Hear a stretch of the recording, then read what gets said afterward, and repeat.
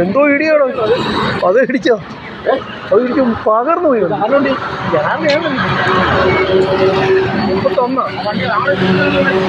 ഇപ്പൊ പോയി ആംബുലൻസ് പോയാൽ